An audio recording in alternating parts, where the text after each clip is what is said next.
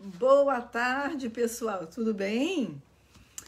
Mais uma live. Hoje, nossa convidada especial, Cíntia Simas, e o nosso assunto hoje é: você está com seu CPF negativado? Nome no SPC, no Serasa, problemas com financiamento do carro? Então, você está no lugar certo. Hoje o assunto é esse. Vocês não podem perder. Fique aqui com a gente, vem que vem. Boa tarde, André Rodrigues, tudo bem? Obrigado por você estar aqui nos prestigiando.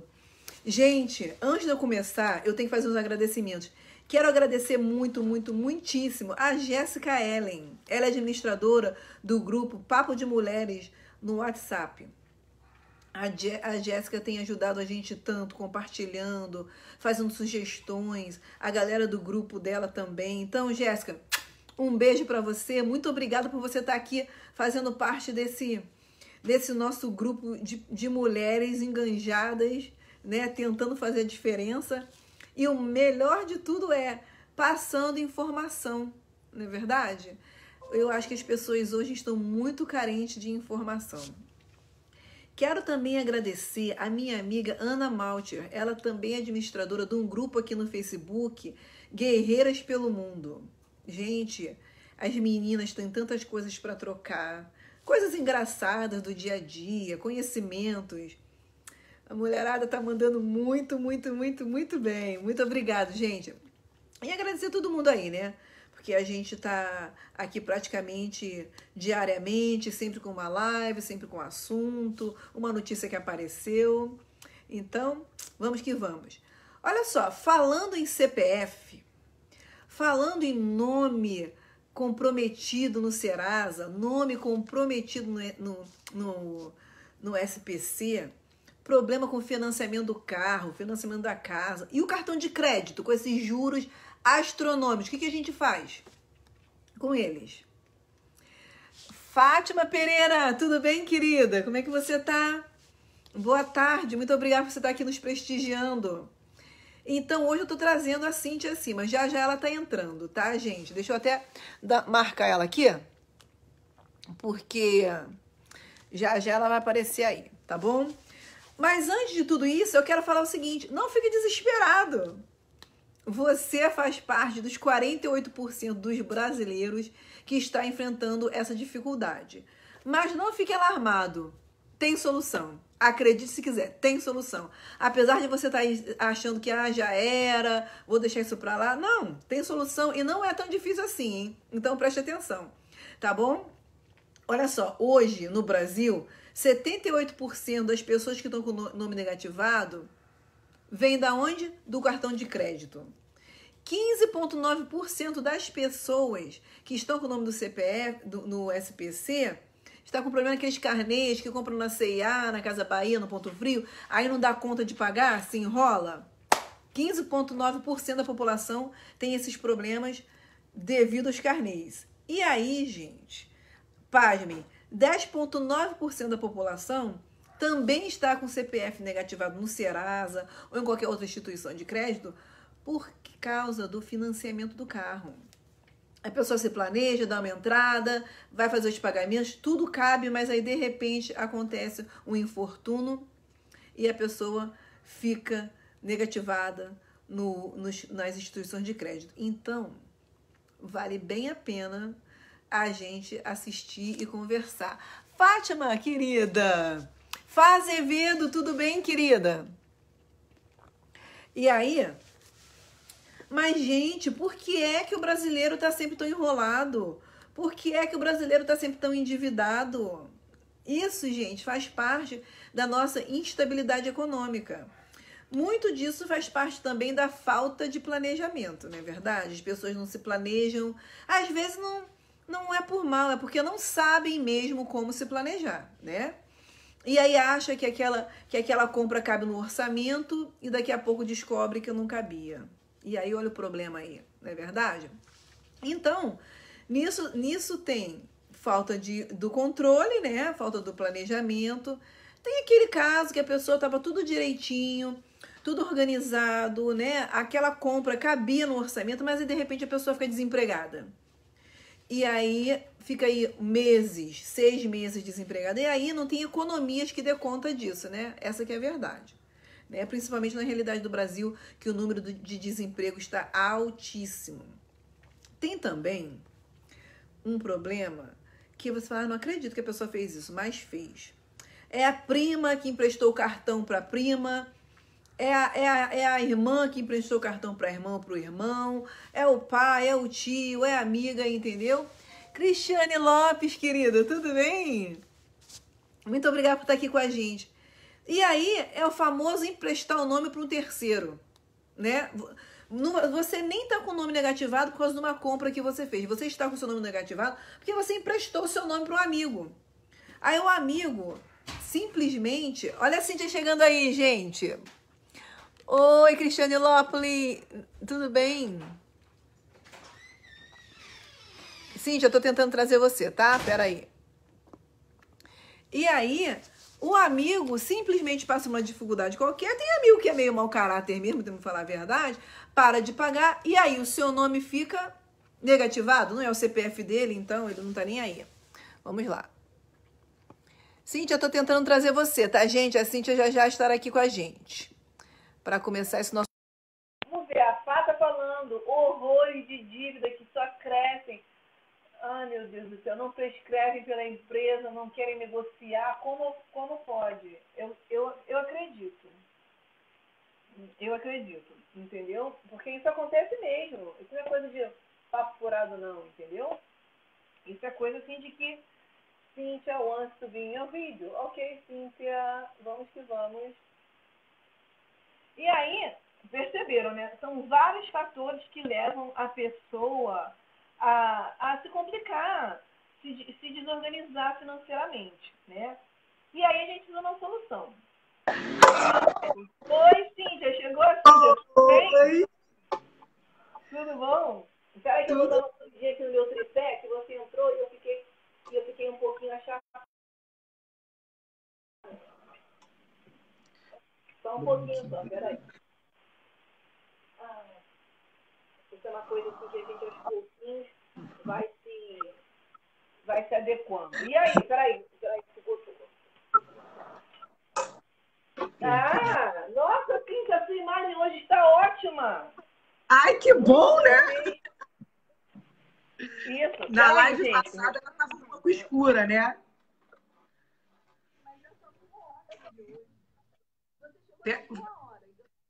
Ficou super baixo.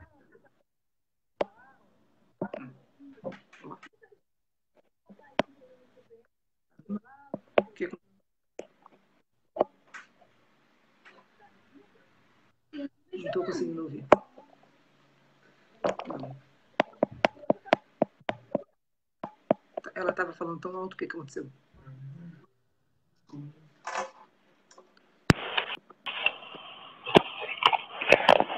Tá me ouvindo? Agora. Tá. Eu acho que de fone vai ficar melhor. Eu estava ouvindo você super bem, de repente ficou tão baixinho que eu estava fazendo leitura labial. Ninguém merece isso. Eu acho que com fone vai melhor. Vamos tentar. Tá bom? É. Tá. Agora, Fá, você está ouvindo bem? Já tem gente aí nos assistindo. Vocês estão nos ouvindo bem? Então, eu estava falando, né, aqui falando com o nosso pessoal aqui, que 48% da população brasileira está com problemas no CPF, né? Eu estava explicando que isso tem vários motivos, né? Falta de planejamento, é uma pessoa que de repente perdeu o emprego e aí aquele planejamento que ele tinha já sem a renda já não está conseguindo cobrir, não é verdade? E ainda tem o caso das pessoas que emprestam o nome para terceiros, né? É uma amiga que emprestou o nome para um amigo, aí o amigo não consegue pagar, e aí agora? Está todo mundo com o nome negativado, né? Sem poder comprar, sem poder fazer um financiamento. E aí, sim, para começar a gente falar desse assunto, tem muitas pessoas que pensam assim: ah, eu tô com o meu CPF negativado, depois eu resolvo isso, deixa para lá, né? E não se dá conta de que a bola de neve só fica rolando e aumentando. E muitas pessoas não se dão conta. Agora os áudios estão ótimos, a Fá está falando. Que bom. E aí as pessoas não se dão conta que um nome negativado no CPF causa muitos problemas, do tipo, às vezes até dificuldade de arranjar um emprego, não é verdade? Exato. Isso. A verdade é que as pessoas pensam que o único problema delas terem um nome negativado é não ter crédito no comércio. Mas isso, na verdade, não é uma realidade. A realidade é que existem muitos outros problemas que decorrem dessa sua restrição do CPF, do seu nome negativado. A maioria das pessoas pensam, eu não tenho dinheiro para pagar essa conta. Quando eu tiver com dinheiro, eu vou lá e pago. O meu nome está no CPF, está no Serasa. O que eu posso fazer? Eu estou desempregado, ou eu não tenho renda suficiente, ou emprestei meu nome e essa pessoa não tem condições de me pagar. Eu vou deixar lá e dentro de 5 anos, como todo mundo pensa, essa dívida vai caducar e o meu nome vai sair de lá. E pronto, resolveu o problema. Mas, na verdade, as coisas não funcionam dessa maneira. As pessoas esquecem que, se a gente for falar do comprometimento do crédito, o nome dessa pessoa inscrita no SPC e Serasa já por si traz uma série de problemas. Diretamente o que? A falta de crédito. Ou seja, essa pessoa não vai ter condições de comprar nem nada financiado, parcelado, nem através de boleto, nem através de carnê, de loja própria. Ela não vai conseguir ter no banco, nas instituições bancárias, crédito, cartão de crédito, cheque especial, concessões de empréstimos, né, que no Brasil se chama CDC, que é um crédito que as pessoas têm pré-aprovado para elas utilizarem em casos de emergência. Tudo isso já vai ficar restrito. Cheque, ela não vai ter, se ela tiver passado um cheque sem fundo, né? No Banco Central existe um registro chamado CCF, que é o Cadastro de Cheques Sem Fundos, e essa pessoa não vai mais conseguir emitir talões de cheque para passar na praça. E aí, né, são os problemas diretos do crédito, né? Mas, além desses problemas do crédito, as pessoas têm.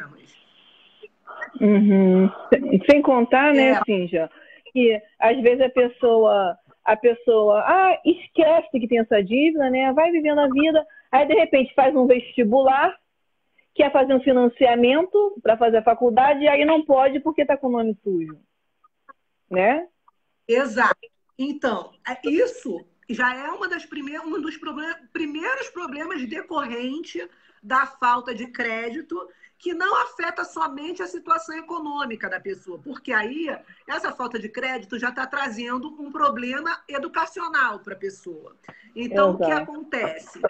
Essa pessoa não tem crédito. Se ela está com o nome dela inscrito no CPS, no SPC, no Serasa e outras instituições de crédito, o que acontece com ela é que, se ela procurar fazer um financiamento estudantil diretamente na instituição de ensino, que é o financiamento estudantil particular, que não vai pelo federal, ela não vai conseguir financiamento.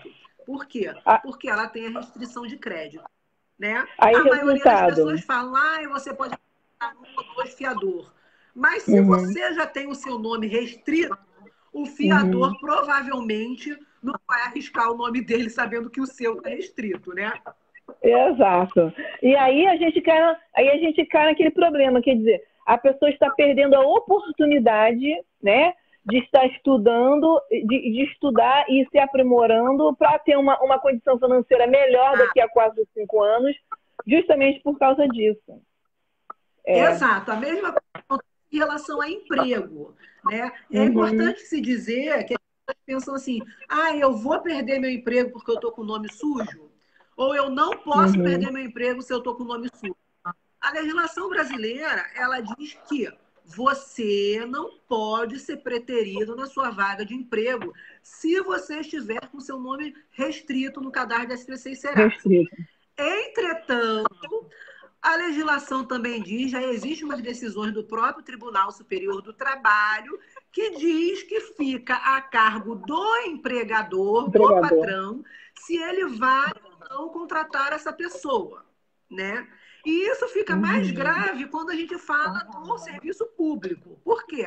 Às vezes a pessoa está com essa restrição no nome, está lutando para ser aprovado num concurso público, porque muitas vezes, para a maioria dos brasileiros, até a aprovação no concurso público é a esperança que ele tem de ganhar um salário melhor, de ter uma estabilidade financeira melhor, e aí sim equiparar, né, a situação econômica dele e resolver essa pendência. Só que o que ele desconhece? Que enquanto ele está nessa luta, ele também precisa estar simultaneamente na luta da limpeza do nome dele. Por quê? Concursos públicos, instituições que exigem que você tenha idoneidade, né? Aí você pode pensar assim, como algumas pessoas pensam, mas porque eu não devo, eu não sou idôneo? A verdade é que também, de acordo com a nossa legislação, aquele que faz concurso público não pode deixar de ser nomeado em razão da dívida. Entretanto, muitas pessoas que fazem concurso, exemplo, Casa da Moeda, Caixa Econômica Federal, Banco Central, Tesouro, não vai entrar. Pela legislação, elas podem sim ser proibidas de ser nomeados e assumirem esses cargos, ainda que elas tenham passado no concurso público. Por quê? Porque são instituições financeiras, instituições de crédito. Então, a nossa legislação ela permite que o candidato aprovado tenha, sim, a nomeação e a posse barrada em razão das dívidas, se ele for concursado dessas instituições. Olha já só. É um outro prejuízo que esse brasileiro tem. Com certeza. Olha só, a Fá Azevedo está falando, sim, eu sou impedida de fazer muitas coisas e obter, inclusive, grana para o meu capital de giro. Quero aproveitar e dar um alô para Carol Simas, que entrou agora. Quero dar um alô para Jaqueline Freitas, que entrou agora, está dando um oi para a gente, sempre aqui com a gente. A Ingrid Santana está aqui com a gente também. Cristiane Lopes. Mas tem muita gente aqui. E vamos que vamos. As pessoas ficam sem capital de giro, né? Exatamente. Então, o que acontece? Para quem tem uma empresa, ou seja, para aquele brasileiro que ele é um trabalhador autônomo da seguinte maneira, ele tem um MEI, ele é um microempreendedor individual, entendeu? Ou ele é um pequeno empresário, né? Ele tem muito comprometimento. Por quê? Se ele tem a restrição no CPF dele, provavelmente ele não vai conseguir uma linha de crédito para si. E como o MEI, embora seja gerado um CNPJ, ele está diretamente relacionado a crédito daquele indivíduo, porque é uma empresa individual, ou seja, aquele indivíduo é a própria empresa, ele restringe toda a possibilidade de financiamento dessa pessoa. Então, às vezes, você já fez uma microempresa, uma empresa individual, né? E você não consegue nenhum tipo de abertura da instituição bancária financeira para créditos. Você não consegue um capital de giro, você não consegue um limite, você não consegue um cheque especial. Muitas vezes, você é um comerciante que trabalha ainda, né? Embora as pessoas falam que já ficou obsoleto a prática de utilização de cheques para pagamentos, na verdade, muitas pessoas ainda utilizam essa prática da utilização de cheque. As pessoas, quer dizer, o comerciante, o empresário, ele tem a possibilidade de, na instituição financeira em que ele é cliente, cheques duplicatas e fazer a custódia desses cheques, dessas duplicatas, por um valor, os juros muito melhor para esses clientes, menor, e assim antecipar aquele crédito. Mas se a pessoa tem restrição, nem isso ela pode fazer. Não vai. Então, ou seja, além disso, também tem questões assim. Algumas pessoas perguntam assim: eu quero fazer meu passaporte, eu posso? Ah, eu quero viajar para o exterior, eu preciso de um visto, eu posso? O que a legislação brasileira diz? A legislação brasileira diz: você não pode ser impedido de emitir, requerer o seu passaporte por conta de uma dívida. A legislação também diz que você não pode ter o direito de acesso ao seu visto negado por conta de uma dívida. Entretanto, mas isso não é o que acontece. Os Estados Unidos barra. Exatamente. Entretanto, o que nós sabemos, para o brasileiro, né? O passaporte brasileiro, ele não pode ser negado porque é um documento que também serve de documento de identificação seu. Ele não pode ser negado. Você não vai ter a emissão do seu passaporte negado porque você tem uma... Não vai acontecer, você tem direito de ter o seu documento pessoal, né? A menos que você tenha sofrido algum tipo de ação judicial e no decorrer dessa ação judicial, numa sentença, transitada e julgada, ou seja, no final, sem caber recurso, o juiz tem determinado que você não possa ter um passaporte. Ainda sair assim, do país. Existem... Mas a legislação diz que você pode ter esse passaporte. Assim como a legislação diz que você pode obter o seu visto. Só o que nós sabemos que o sistema, um exemplo, né? Nós estamos falando, eu aqui do Brasil, você aí dos Estados Unidos. O que nós sabemos, a autoridade consular, ele pode negar o seu visto, como ele não está obrigado a dizer para você por que está negando, pode ter sido esse o motivo e ele não te deve satisfação nenhuma. Ele vai falar, olha, eu tive acesso aos cadastros, sei que você está devendo e por isso você não vai, visto negado. Ele não vai revelar isso para você. Assim como ainda pode acontecer o pior, que é você emitir o seu passaporte, você conseguir o seu visto, comprar a sua passagem, viajar para o exterior e quando você desembarcar nesse país, como a polícia de imigração, que na verdade não é só um serviço de polícia, é uma autoridade de imigração, né? É uma autoridade internacional. Ele tem o direito de analisar o seu caso quando você chegar lá e falar, não, nós não queremos você aqui, você vai ter gasto com a emissão do passaporte, você vai ter gasto com a emissão do visto, você vai ter gasto com a passagem, né? Com todos os preparativos, a agência de viagem, provavelmente, se você utilizou esse tipo de serviço. E quando você desembarcar no país que você está indo de destino, a polícia de imigração simplesmente fala, não, nós não vamos autorizar a sua estadia aqui, a sua entrada aqui, e voltar para o seu país de origem, no caso, o Brasil, com mais dívida do que você fez. Então, são preocupações que precisam ter. Isso vale a pena dizer. É claro que isso é um caso extremo, né? Mas o mais comum é o seu visto negado. E aí, né, porque você, como eu trabalho com isso, nossa, o consulado nega de 10, eles negam 8. Negam porque negam e negam também por causa disso, né? Ou seja, assim para dar assim, um resumão, né? A restrição no CPF ela é muito mais séria do que eu não paguei a CIA, depois eu resolvo, né? Por exemplo. Né? Exatamente. Porque o que acontece? Além de você perder crédito junto às instituições financeiras, junto aos estabelecimentos comerciais, você perde oportunidades de educação, de trabalho, de viagem. Às vezes, você precisa ir para o exterior para fazer um tratamento de saúde. E pelo fato de você ter um impedimento, você não consegue. Exato. Então, isso são consequências que as pessoas precisam ter em mente. Não é só uma dívida. Não é só esperar 5 anos e a dívida vai caducar. Até preciso fazer um alerta que as pessoas pensam assim, vai passar 5 anos, meu nome vai sair do SPC do Serasa, minha dívida caducou. Na verdade, o seu nome vai sair do cadastro, mas a sua dívida não caducou nada. Ela vai permanecer lá e você continua devendo. Você só vai parar de dever essa dívida o dia que você pagar. A dívida não deixa de existir. O seu nome sai do cadastro, mas a sua dívida ela continua existindo. É muito importante. E mais uma coisa. Isso. E uma outra coisa é o seguinte, vamos supor, se é com o Banco do Brasil, se é com o Itaú, o nome sai, mas lá no Banco do Brasil, lá no Itaú, você continua com aquela restrição. Não é verdade? Exatamente. E aí o banco E aí o banco também pode falar o seguinte, entrou aqui R$1.000 na conta da Cíntia, eu vou pegar, porque ela está me devendo, né? Isso, confiscar. isso.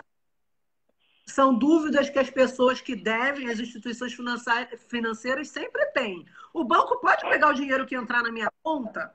O que acontece é que o tipo de contrato que nós, clientes, fazemos com as instituições financeiras, todo brasileiro sabe disso. A gente chega no banco para abrir uma conta, a gente preenche um monte de papelzinho, coloca a rúbrica em todas, assina a última folha por extenso, igual na identidade, na habilitação, na carteira de trabalho, e pronto. Ninguém leu aquilo. São 8, 10 páginas de contrato que ninguém leu. Ali, em algum lugar daquele contrato, você autoriza o banco a debitar da sua conta valores que estejam ali disponíveis em caso de algumas dívidas. O banco ele não pode fazer isso sem autorização. Entendeu? Ele não pode fazer isso sem autorização. O problema é que a maioria de nós, clientes de instituição financeira, autorizamos sem nem perceber. Exato. A gente assina, a gente não sabe o que assinou. Isso é uma prática, principalmente, muito comum, eu falo para o brasileiro, porque o brasileiro, ele costuma não fazer contrato. E quando ele faz o contrato, ele não lê o contrato, ele só assina. Então, no final das contas, ele é surpreendido quando ele vai lá no banco achando que tem R$1.000 e ele chega lá tem R$200 negativo. Ele fala, meu Deus, mas tinha 1.000 aqui, como é que eu posso estar devendo 200? Por quê? O banco, a instituição financeira, simplesmente debitou da conta dele o valor que tinha disponível. E o que ele ainda não conseguiu sanar, ele coloca ali como negativo. Ele pode fazer isso se você é autorizado naquele contratinho que a maioria das instituições financeiras põe para você assinar? Pode. Claro que se no contrato vier dizendo isso, não vier dizendo isso, isso é extremamente ilegal. Se aconteceu com alguém, esse cliente, esse consumidor, tem o direito de acionar a justiça. Mas primeiro é muito importante certificar daquele contrato que você assinou, né? Então, uma outra coisa que às vezes a pessoa pensa assim: eu tenho meu dinheiro ali na caderneta de poupança guardado e está salvo. Não, o seu dinheiro está ali na caderneta de poupança guardado e está salvo, né? A legislação, ela também regula sobre isso. Se você está poupando, é para sua subsistência, é para um caso de emergência, um tratamento de saúde, legalmente aquele dinheiro está salvo. Só que quando você sofre um processo, uma ação de cobrança, uma execução, o juiz ele pode até determinar, né, ele emite uma ordem para o Banco Central, né, aonde é pedido bloqueio dos valores que são encontrados na sua conta. Até agente, devedor, cliente de instituição financeira dizer para o juiz que aquele dinheiro que foi bloqueado, que foi indisponibilizado na nossa conta, era da nossa poupança, ou da nossa pensão alimentícia, ou da pensão que a gente recebe para a nossa subsistência de um pós-morte, até a gente provar isso, 6 meses, 1 ano sem esse dinheiro. Então, é importante que as pessoas tenham em mente. Depois que o problema acontece, é difícil de resolver. Porque as pessoas têm muito esse hábito. Não, eu estou com um probleminha aqui, vou botar esse dinheiro na poupança. E acha que aquele dinheiro está inatingível. Mas como você acabou de falar, não é bem assim, né? Não é bem assim. A legislação brasileira, ela diz que, isso é importante deixar claro, a legislação brasileira, ela diz que o valor de até 40 salários mínimos depositados em conta poupança não podem ser bloqueados, penhorados para pagamento de dívida, cobrança judicial. Ou seja, hoje em dia é mais ou menos R$40.000. 40 né? Reais. Só que o que as pessoas não sabem é que essa ordem, ela não sai ali para o seu banco, para a sua agência. Essa é uma ordem que o juiz emite para o Banco Central. E o Banco Central, ele não fala, olha, eu achei esse dinheiro na poupança. Ele diz o seguinte, exemplo, Cíntia tem tantos R$1.000 em tal conta. Bloqueia, porque a ordem é bloquear aquele dinheiro. Bloqueia. Eu vou ver ele na minha conta, mas eu não posso usar. Ele está ali, mas ele não é meu. Ele está ali, mas ele está bloqueado. E se eu não fizer nada, também é importante deixar claro. Se você foi notificado que sua conta sofreu uma penhora, que você sofreu um bloqueio judicial e você não se manifestar sobre isso, passado o tempo legal, 15 dias, se você não Você já não tem mais. para isso, esse dinheiro vai ser levantado e vai satisfazer o débito. E depois você não pode mais recorrer sobre isso. Então é importante. E aí a gente... Às vezes a pessoa tem uma cartinha do e-mail, né, dizendo que deu esse bloqueio. Mas as pessoas não tomam providência nenhuma. Ela fala, eu não sei do que é. Era isso que eu ia falar. Na maioria das vezes a pessoa nem toma conhecimento que o dinheiro foi bloqueado, que o Banco Central não manda uma cartinha. Senhora Simone, estou bloqueando seu dinheiro, tá? Claro que não. Claro que não. Claro que não. O que acontece? Quando é que a pessoa descobre? Se ela tem o hábito de ir na instituição bancária, tirar um extrato e no saldo, lá vai aparecer saldo bloqueado. Nossa, o que será isso? Vai buscar informação. Né? Ou quando ela vai sacar o dinheiro e aquele dinheiro está aparecendo ali para ela, ela não consegue pagar a conta, ela não consegue pagar o boleto, ela não saca em espécie, porque embora esteja aparecendo ali, ela não tem acesso, ela não pode tirar ele dali porque ele está bloqueado. Exato. Então, essa é uma informação muito importante. São 40 mil, né, um teto de até 40 salários mínimos numa poupança. Isso quer dizer que nunca acontece na maioria das vezes. Porque, às vezes, quem está devendo não tem dinheiro nenhum na conta corrente, ele só tem aquela merrequinha que ele deixa guardadinho ali na poupança justamente para isso. Acreditando que o dinheiro dele está salvo. Entendi. Entendeu? Agora, quando isso ele precisa se manifestar de maneira contrária. O advogado ele vai precisar procurar um advogado, né? E o advogado vai precisar peticionar nesses autos para que o juiz levante esse bloqueio e libere esse dinheiro para a pessoa novamente. Bem, gente, eu acho que essas informações que você está dando assim tá acendendo uma luzinha na cabeça de muita gente, né? Porque hoje mais cedo eu estava conversando sobre essa nossa live que muitas pessoas têm esse problema. Esse é um problema difícil de ser conversado, porque as pessoas se sentem envergonhadas, né? Fica sem jeito de falar, eu estou devendo, se acha, né? Fica intimidado. É um assunto que nem todo mundo quer falar, né? Nem todo mundo quer que as outras pessoas saibam, até porque as pessoas têm a sua privacidade. E aí, muitas vezes, por conta desse sentimento, ela fica ali recolhida com esse problema, sem saber o que fazer, com vergonha de perguntar. Aí liga a televisão, assiste aqueles economistas falando aqueles números, aquelas palavras que ninguém entende nada, não é verdade? Sai dali com a cabeça mais confusa do que quando começou a assistir. Aí eu falei, o bom aqui é que a gente vai falando de um jeito que a galera vai entendendo e, né? Porque assim, informação, hoje a gente está numa época que as pessoas conseguem informação em qualquer lugar. Exato. O problema é que nem todo mundo consegue entender o que está sendo dito. Quando você começa a colocar muitos números, muitos gráficos, muitas palavras, a pessoa se perde. Ela já está numa situação difícil, muitas vezes constrangedora. Aí a pessoa não sabe nem por onde começar. E começa a ter aquele monte de informação desencontrada. Então, assim, o que é importante?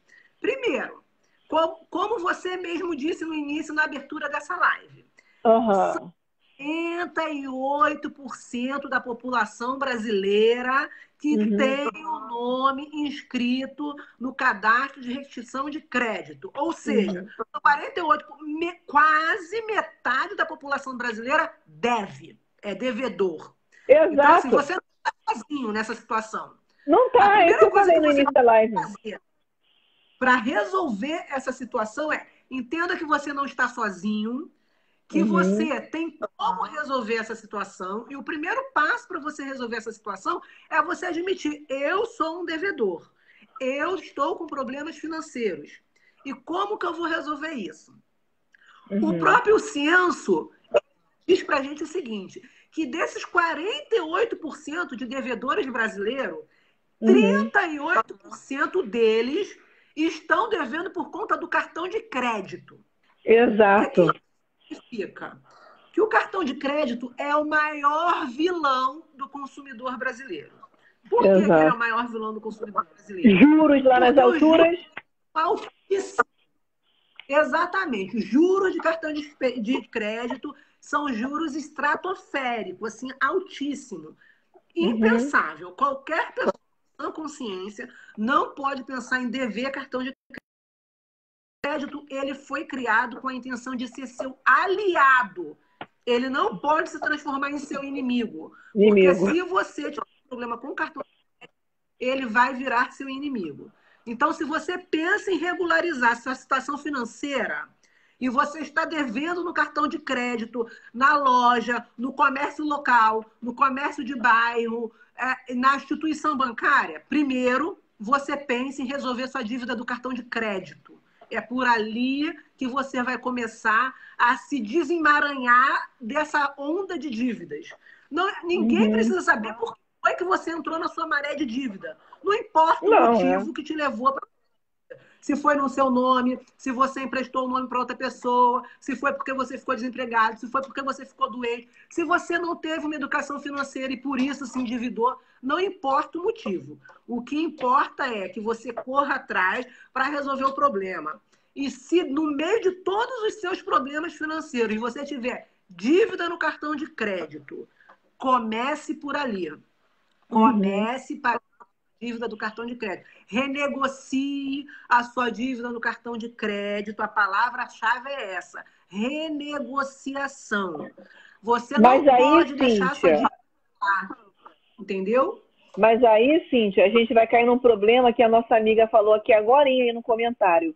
Que ela já tentou renegociar, e a instituição não quer renegociar, e ela não consegue se desvencilhar disso. Não tem um regulamento que...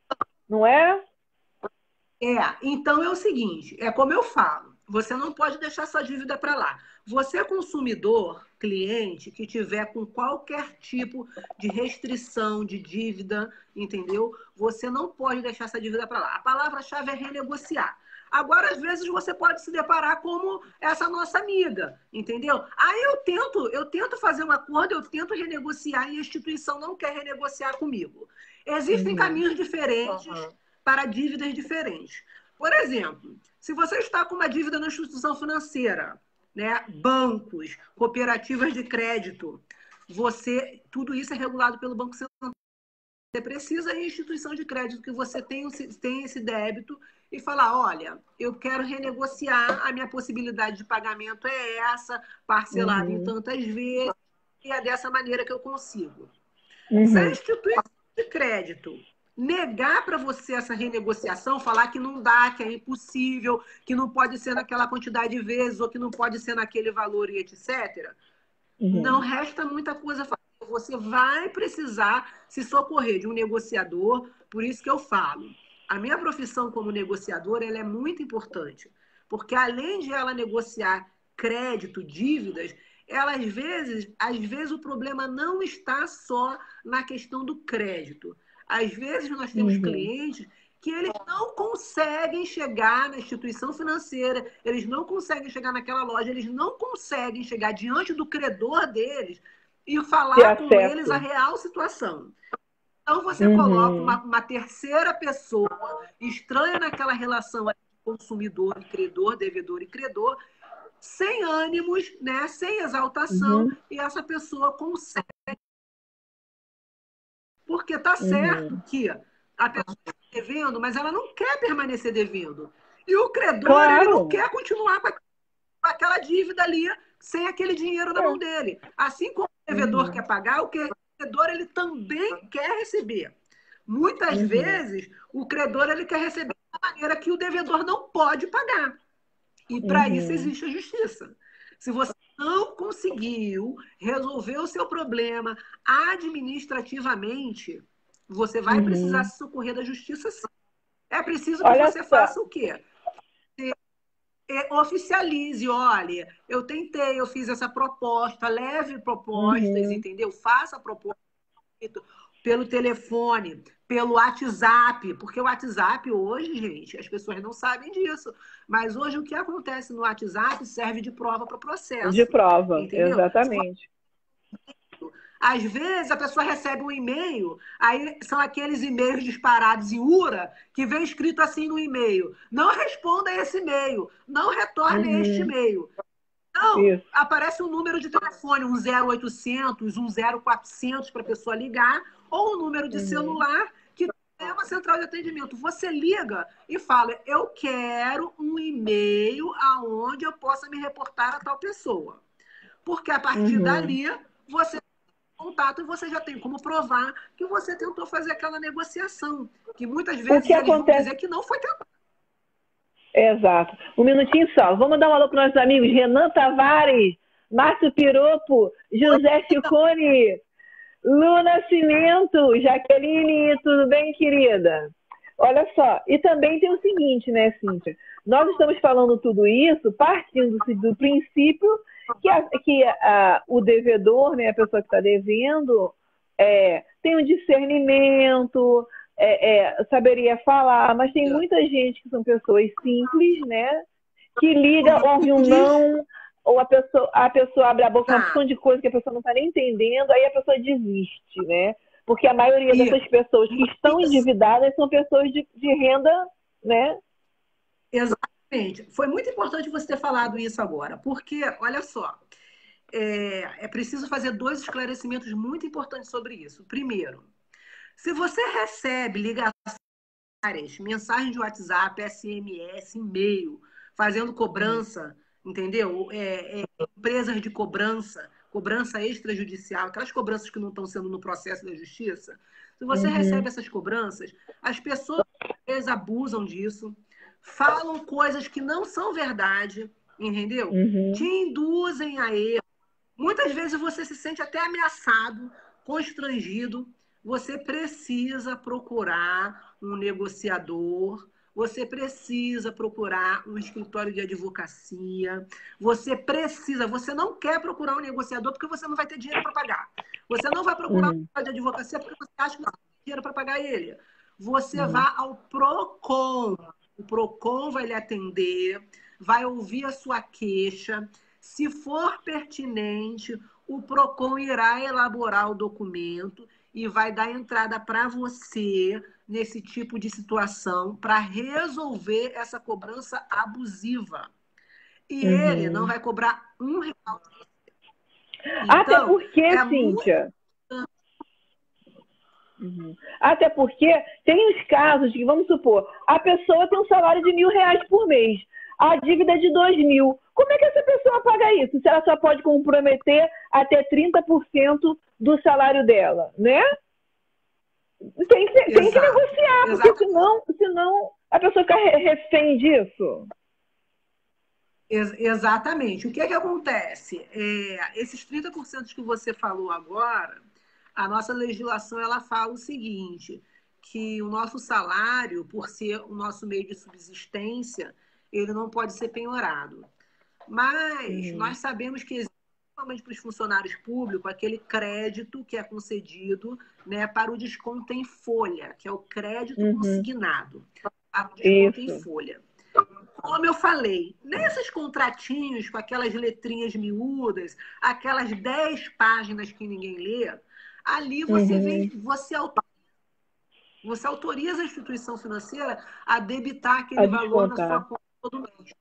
Só que quando você começa aquele valor que você contratou, que era 200, que era 400 reais, que era 600 reais, que era debitado do seu salário, de repente passa a ser 1.000, passa a ser 2.000. De repente você tem um salário de 4.000 reais e a instituição financeira, já que você atrasou, ficou devendo, cobrou juros sobre juros, entendeu? Vai lá e vai descontar 3.000, vai sobrar 1.000 para você. Então, o que acontece? A legislação ela regula isso. Só que essa previsão dos 30% do desconto, teto, né, ela foi destinada para os funcionários públicos. O problema é que crédito consignado em folha existe também para trabalhador da iniciativa privada. Então, ele tem aquela conta dele, a conta salário dele lá, e embora a conta seja uma conta salário, ou seja, o banco sabe que aquele dinheiro é da subsistência do cliente dele, ele vai lá e usa aquele dinheiro para saldar pelo menos parte da dívida que o cliente tem com ele. que ele precisa fazer com isso? Ele precisa estar com uma ação na justiça. Se ele não resolver isso administrativamente, ele precisa ingressar com uma ação na justiça para conseguir. Ele precisa comprovar que aquele ali é necessário para as despesas básicas necessárias dele. Então, gente, pelo que vocês estão ouvindo, tem jeito. Não está perdido. Não, não está perdido. Uma outra questão muito importante que você tinha falado anteriormente, que eu falei que era importante fazer 2 alertas. O segundo alerta, eu separei hoje, eu vou só pedir licença para vocês que eu vou virar aqui o meu computador rapidinho. Eu vou fazer uma leitura para vocês, tá? É sobre o seguinte. Eu queria fazer um alerta aqui para todas as pessoas que estão vendo essa live agora online, para todas aquelas pessoas que vão ver depois, remotamente, pelo seguinte. Nós hoje vivemos num momento, não é só hoje, né? Infelizmente, existem pessoas que parece que vieram no mundo para dar juízo, né? Essas pessoas, elas se aproveitam, como se diz, da desgraça do outro. Eles querem levar vantagem em cima da desgraça do outro. Então, é o seguinte, falando claro, existem muitos espertalhões por aí, muitos golpistas por aí, muitas pessoas que se dizem profissionais e que, na verdade, só estão ludibriando, só estão enganando as pessoas que estão com problemas. As pessoas já estão com problemas, elas já estão devendo, elas já estão constrangidas, elas já estão com uma série de restrições e ainda aparecem pessoas para querer levar vantagem. Então, o alerta que eu vou fazer é o seguinte: você deve a uma instituição financeira? Procure a instituição financeira. Você deve a uma loja, como você falou aí, eu devo a C&A, eu devo a Marisa, eu devo as Casas Pernambucanas. Procure a Marisa e as Casas Pernambucanas. Você deve no mercado? Vá naquele mercado. Você sempre procure o dono da dívida. Da dívida. Você chega para o dono da dívida e fala: seu fulano, eu recebi uma ligação, ou um e-mail, ou um WhatsApp, ou um SMS de tal lugar ou de fulano de tal, dizendo que está negociando em seu nome, que o senhor vendeu ou que o senhor passou essa dívida para ele me cobrar. Isso procede? É com ele que eu tenho que resolver isso? Se a pessoa, se o dono da dívida falar assim, eu passei para um escritório de cobrança, ou eu passei para um escritório de advocacia, ou eu passei para um negociador, ok, você negocie. Se ele falar para você não, você esqueça aquela pessoa e lide diretamente com o dono da dívida. Por quê? Porque é muito comum as pessoas se aproveitarem desse momento, entendeu?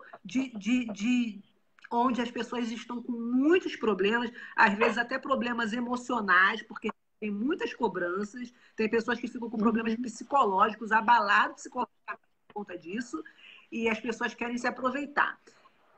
Veja bem, eu recebi um e-mail no meu e-mail pessoal, que eu vou fazer uma leitura pequena para vocês aqui agora, que vem dizendo o seguinte. E as pessoas caem nesse tipo de coisa, por incrível que pareça. Vem dizendo assim, ó, feirão limpa nome. O que é isso de feirão limpa nome, gente? É o quê? Abrir as portas da onde? Do céu. Vamos limpar o nome de todo mundo. Já começa. Isso. Mas o título do e-mail é esse: feirão limpa nome. Como é feito? A explicação está aqui. Através da alteração da data em que a dívida foi colocada no sistema. Gente, é importante que todo mundo saiba. A dívida, ela é colocada no sistema quando o credor, o dono da dívida, dá entrada no seu nome, no SPC, no Serasa, nas instituições de crédito. A partir desse momento, você não vai alterar mais informação nenhuma. Ali vai a data em que a dívida foi gerada, a data que ela está sendo inserida no sistema, o valor da dívida e a data que aquela dívida venceu. certo? É isso que vai entrar. Esses profissionais, eles além de terem senhas individuais, essas instituições de proteção de crédito, elas são auditadas. Não vem uma pessoa terceira de fora invadir aquele sistema e alterar os dados. Não existe um hacker que vai entrar ali e vai alterar esses dados ao bel prazer e ninguém vai perceber. A gente não pode ser bobo. Nós precisamos estar atentos a isso. Se você tem dívida, a sua dívida vai ser paga para o dono da dívida, ou através de uma medida judicial, ou de um acordo com um advogado, com um negociador, diretamente com o dono da dívida, mas não com terceiros. E o pior, o e-mail continua. Ele fala o seguinte: nós fazemos a alteração manual do seu registro para aumentar o seu score. Olha vai isso. fazer a alteração manual. Me explica, quem somos nós? E vai entrar lá no sistema, não vai mesmo. Ele não vai sair de lá. Aí diz assim, nós aumentamos o seu score. O score, né, algumas pessoas sabem que é aquela pontuação que nós temos, né, quando a gente é um bom pagador do score mais alto, quando nós temos alguns tipos de problemas ou pagamos a conta em atraso, um score mediano, baixa, né, e os devedores score bem baixo, porque tem conta, está com o nome restrito. Essa pontuação, ela pode mudar? Ela pode mudar. Mas ela não vai mudar no aperto de uma tecla. Ela não vai mudar porque alguém vai alterar a data da sua dívida. Ela só vai mudar quando você mudar a sua atitude, quando você pagar a sua dívida, quando você renegociar, quando você começar a pagar suas contas em dia. Fora isso, é passe de mágica, não existe. E olha só, temos comentários. Olha só, temos comentários. Olha, a Fá Azevedo falou: Feirão limpa nome, deu a louca no gerente. Aí é o título que o povo coloca para chamar a atenção das pessoas, né? E aí tem um amigo nosso aqui falando assim, o Renan Tavares: eu tenho um problema parecido, só que meu problema são os cheques, que eu paguei, mas perdi as folhas. E agora ele não tem como comprovar, levar no banco, aqui, eu paguei o cheque, tá o cheque de volta, né? Tá. Eu já vou falar sobre esse assunto. Só um minuto para concluir aqui esse golpe, porque é um golpe. É um golpe, verdade. Pela lei, toda dívida expira em 5 anos. Isso é verdade. Mas, como eu disse, você vai continuar devendo. Só o seu nome vai sair do cadastro. A sua dívida ela vai continuar, certo? Aí ele fala, o que fazemos é alterar a data do início e fazer a sua dívida expirar. Gente, isso não existe. Tá? É impossível que alguém vá num sistema desse, seguro, auditado, para fazer esse tipo de coisa. E aí ele vem dizendo o seguinte, você não precisa, está escrito um não grafado, ir ao seu credor, não precisa procurar o dono da dívida e pagar a sua dívida. Nem renegociar. Não, claro que não. E no momento em que você for abrir um crediário, ou solicitar talão de cheque, fazer empréstimo, financiamento de automóvel, imóvel, nada vai constar no seu CPF ou CNPJ. E ele continua. Ninguém pode ser negativado 2 vezes pela mesma dívida. Ou seja, ele te ilude achando que você vai acreditando nisso, você vai pagar, certo? Ele vai oferecer já um serviço. Vai pagar ali aquela dívida e nunca mais você vai ser negativado. Mas você acha que a pessoa que você deve não vai correr atrás dessa dívida nunca mais? Ou seja, essa pessoa sabe que deve, ela não recebeu de você. Então, você vai continuar devendo para ela. Ela vai continuar no seu encalço. E isso é um problema. E ele segue dizendo o seguinte. Ele diz o seguinte, ó. Precisamos de todos os dados para gerar o boleto para realizar o serviço. Aí ele coloca aqui, ó, se você desejar o serviço, solicite o boleto informando o nome, CPF ou CNPJ e indicando o serviço que você quer. Limpeza de nome ou aumento de score, ou ambos. A forma de pagamento, à vista.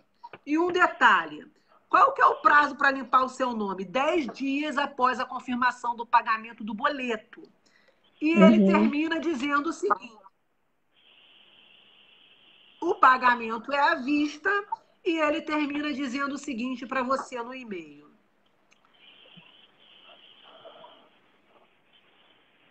a garantia que eu tenho que o serviço vai ser executado? Ele diz que você tem um comprovante do pagamento do seu boleto. E daí, no final de tudo, ele diz para você o seguinte: contato somente feito através de e-mail. Não temos endereço fixo nem telefones para contato. Telefone. Ou seja, você cair nessa, você está arrasado. Né? Cíntia, olha só. Esse e-mail leio várias partes. Esse e-mail é muito maior. Ele te convence que para você um boleto para ele fazer esse serviço para você no valor de R$150. E ele vai resolver o seu problema de todas as dívidas. Quer dizer, você pode estar devendo 100 mil. Por R$150 você vai pagar essa dívida. Você paga R$150 e resolveu. Muito complicado, né? Ninguém pode Cíntia, cair. Deixa eu falar. Fazendo esse alerta aqui. Porque por mais que possa parecer óbvio que isso é um golpe, nós falamos sempre de pessoas que não têm conhecimento, pessoas às vezes humildes, pessoas que não são advogado, pessoas que não têm acesso a um escritório de cobrança, pessoas que não têm outras pessoas para escrever, entendeu? Que recebe um e-mail desse, do limpa-nome, que só custa 150 para alguém resolver o problema, a pessoa vai lá, gera o boleto e paga e acha que está tudo bem. E quando ela tentar entrar em contato e responder esse e-mail aqui de volta para cobrar a pessoa pelo serviço, e-mail não existe mais. Ela vai ser... Não existe mais. Então, deixa eu falar. É muito importante isso. Eu quero aproveitar um gancho, que é uma coisa também importante a gente falar. Eu tenho, vamos botar aí, eu tenho a dívida no ponto frio, não paguei, aí meu nome está negativado, eu vou lá, ponto frio, estou aqui, ó, eu sou a Simone, eu estou devendo R$700 de uma máquina de lavar que eu não paguei, e eu quero negociar, porque eu preciso limpar meu nome, porque eu vou fazer um concurso e tem que estar limpo. Aí ele fala assim, então, dona Simone, a senhora vai pagar aí 10 parcelas de R$70. A partir do momento que eu paguei a primeira parcela, ele tem a obrigação de ir lá, não é isso? E tirar o meu nome do SPC ou de qualquer órgão que seja, não é isso? E são o quê? São 5 dias úteis, né? Justamente. O que acontece, às vezes, as pessoas ficam devendo porque pensam assim, eu não tenho dinheiro para pagar essa dívida. Mas você pode ter para pagar parcelado.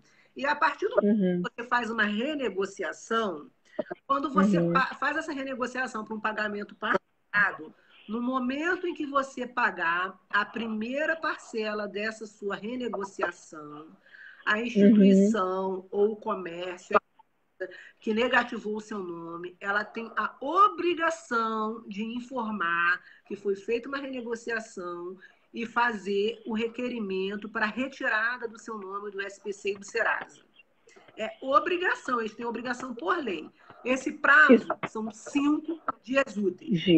Muitas vezes passa um pouco, né? Nós acabamos de falar ainda há pouco no início da nossa live que são 48% da população brasileira devendo. Né? Um número enorme de pessoas. Muitas vezes o prazo passa um pouco. Você vai entrar na justiça se tiver passado 2 dias? Cabe o bom senso. Você vai entrar na justiça se tiver passado 3 dias? Cabe o bom senso. Mas passou 1 mês, 2 meses, 3 meses, e o seu nome continua negativado por aquela dívida que você renegociou, pagou a primeira parcela, já pagou a segunda, vai dar para pagar a terceira? Justiça. Entendeu?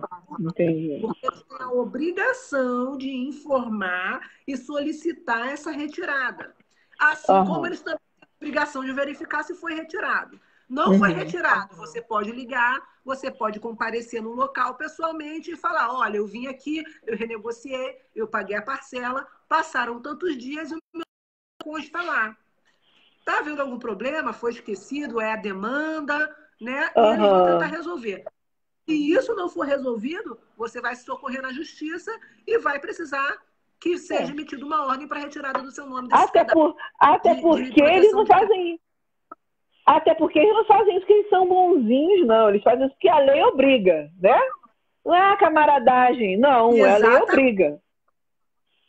Exatamente. É importante também dizer que muitas vezes o seu nome não foi para o SPC, não foi para o Serasa. A pessoa simplesmente protestou a sua dívida no cartório. Aí, a sua dívida é protestada no cartório, no SPC e Serasa, consta que o seu nome está protestado. Você tem um protesto. Lá vai constar que o seu nome está protestado. O que você vai fazer? Quando a sua dívida está lá no cartório, quando você souber que o seu nome está protestado no cartório, você vai dirigir a este cartório e vai falar, olha, eu estou com o meu nome aqui nesse cartório, eu preciso pagar esta dívida. Lá no cartório, a guia para o pagamento, com taxa, tudo certinho. Você precisa pagar aquela dívida e, além disso, é cobrado taxa de cartório. Às vezes, a taxa de cartório é até maior do que a dívida da pessoa, mas a pessoa precisa pagar, porque o nome de ninguém sai do protesto se ele não pagar a dívida e a taxa do cartório. Precisa pagar a dívida e a taxa do cartório. Então, às vezes, o devedor ele recebe uma cartinha em casa dizendo, olha, você tem tantos dias para renegociar ou para saldar ou para quitar a sua dívida.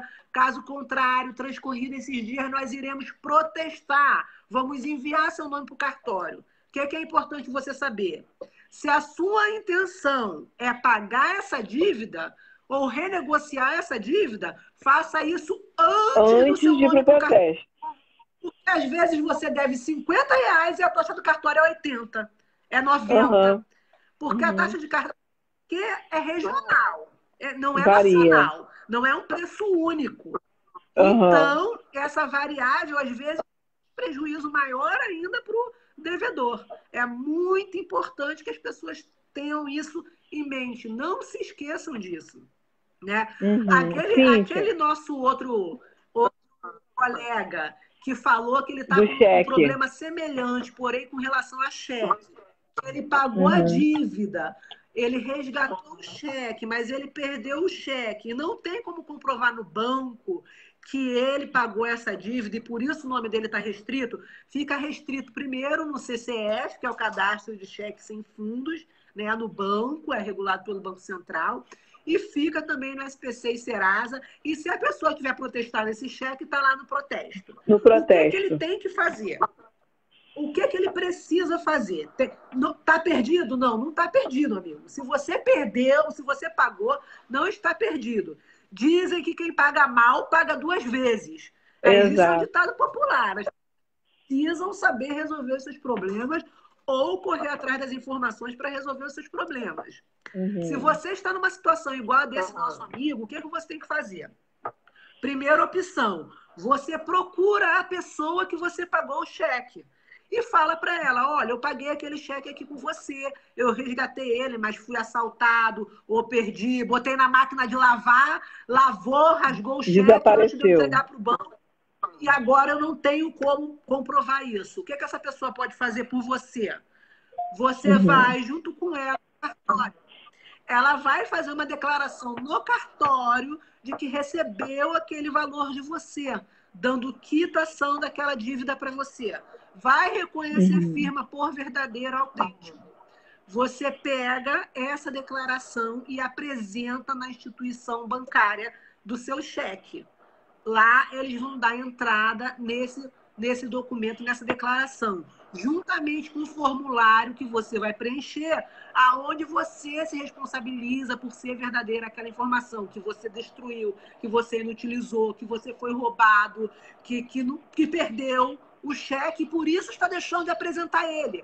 Mas o credor que fez a declaração ali anuindo com a quitação daquela dívida. Ótimo, pronto. Pronto, já satisfaz. Exatamente. Isso se for um credor particular. Eu dei o cheque para o João da esquina. Eu dei o cheque para a Maria. Agora, se você deu um cheque para um comércio, para uma empresa, muito importante. Esse cheque ele foi devolvido sem fundo, né? Motivo 11, motivo 12. Esse cheque foi devolvido. A pessoa pegou esse cheque, primeira vez. Ele reapresentou esse cheque, a segunda vez. O seu nome ficou com restrição conta disso, você resgatou esse cheque e perdeu. O que você vai fazer? Você vai nesse comércio, nessa empresa, pequeno ou grande, não importa, vai procurar quem é a pessoa responsável pela administração, quem é a pessoa responsável pelo financeiro. Olha, eu peguei meu cheque, eu paguei a minha dívida, porém, antes de reapresentar ele ao banco para dar baixa no cadastro, eu perdi, ele se extraviou, aconteceu qualquer coisa. Eu preciso que você faça uma carta. Então, essa pessoa que representa a empresa, que é o nominal da empresa, que tem autorização por assinar para a empresa, ela pode vai fazer uma declaração. também. Isso. Você pagou aquilo ali, ela vai assinar, porque é ela que assina pela empresa, ela vai carimbar, certo? Você vai ao cartório, conhece aquela assinatura ali e leva para a instituição financeira. A instituição financeira vai fazer, você põe um formuláriozinho lá e vai dar baixa naquilo ali. E você vai ter o dado desse cadastro. A gente também pode dar uma dica, né? A gente também, né, Cíntia, poderia também dar uma dica, mas a pessoa também não pode perder, né? Porque senão, de que no momento que ela resgatou o cheque, que a pessoa fizesse um recibinho, né? Mas aí também, se perder o recibo, aí não tem jeito, tem que passar por tudo isso que você já falou.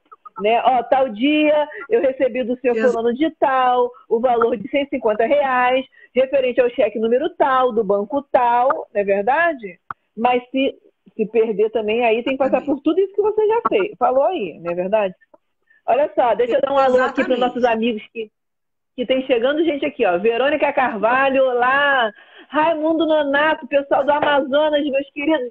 Um beijo, meus amigos do Amazonas. Rômulo Soares, um beijo. Patrícia Bugarim, querida, muito obrigada por você estar aqui nos prestigiando.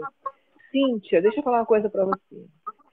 Recentemente, né, nós estamos com um problema agora sério, recente, que não é coisa do nosso dia a dia, que é a pandemia do coronavírus, né?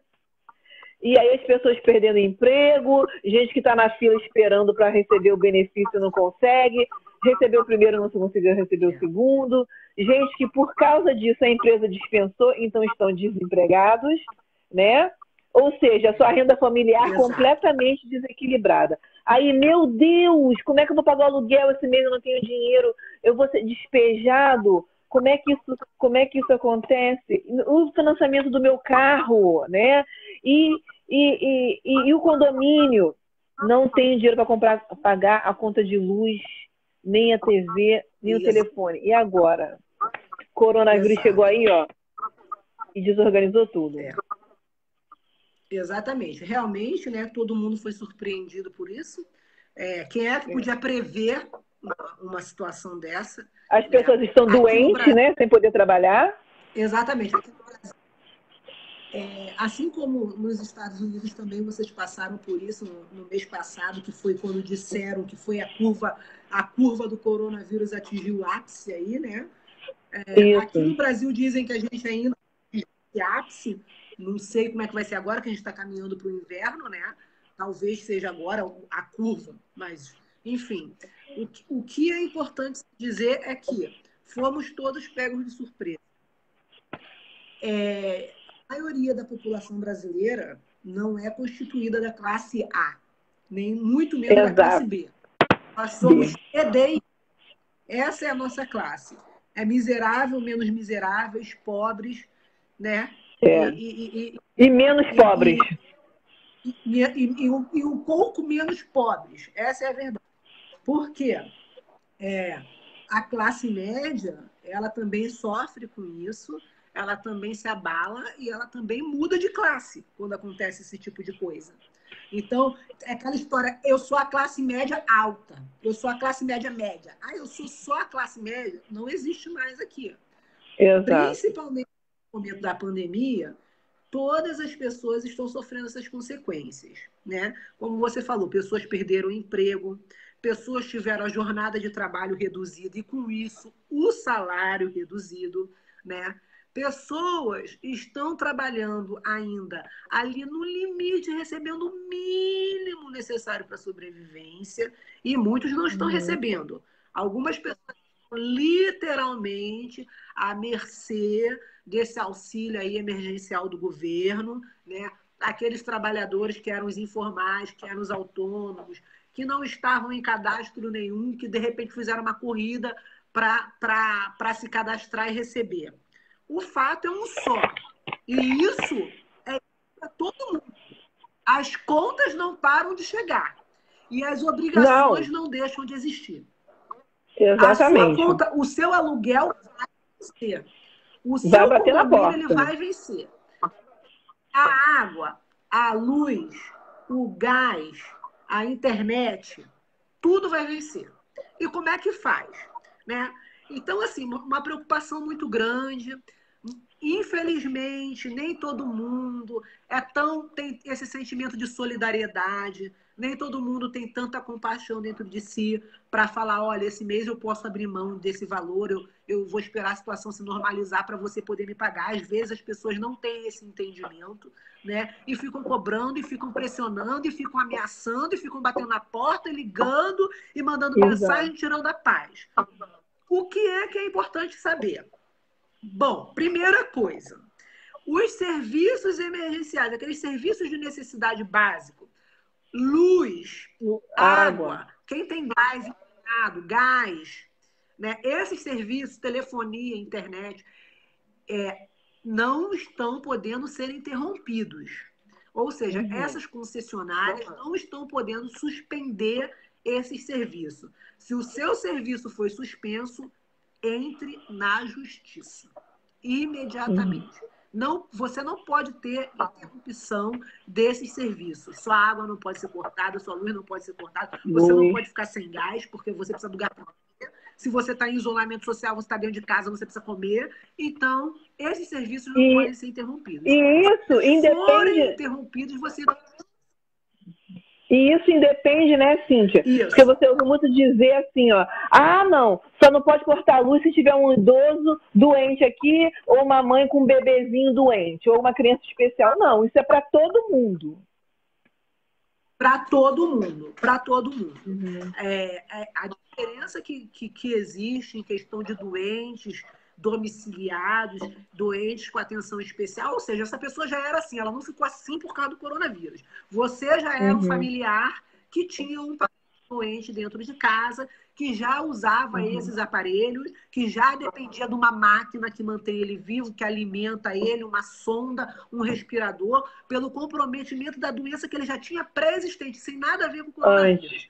Então, no Brasil existe um programa, né, onde essas pessoas têm direito à isenção ou à redução da tarifa de energia elétrica devido ao consumo realizado ser feito para a manutenção do estado de saúde da vida de uma pessoa.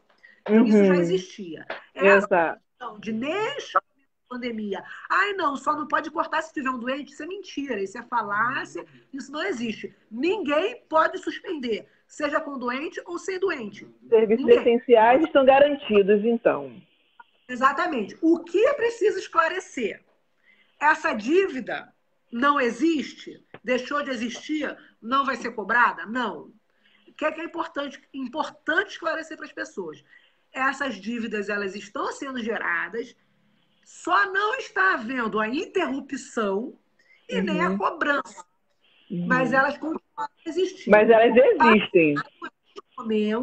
Futuramente, passado este momento, hoje no Brasil nós estamos com o estado de calamidade declarado.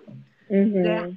Parece, é o que tudo indica, segundo a legislação, estendido até dia 31 de dezembro deste ano, de 2020.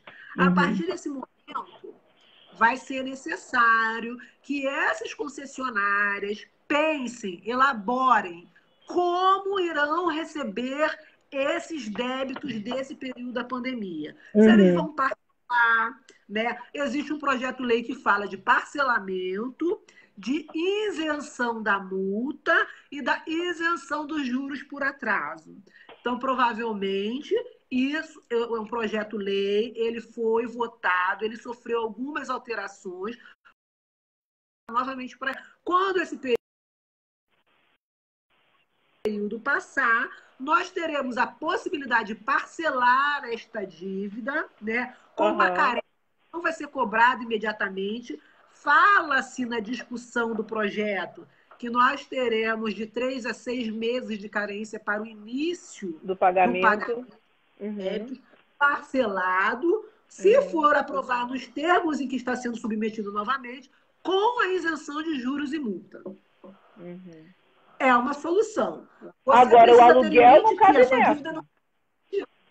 Você só vai precisar pagar e vai talvez ter um meio de pagá-la de maneira facilitada.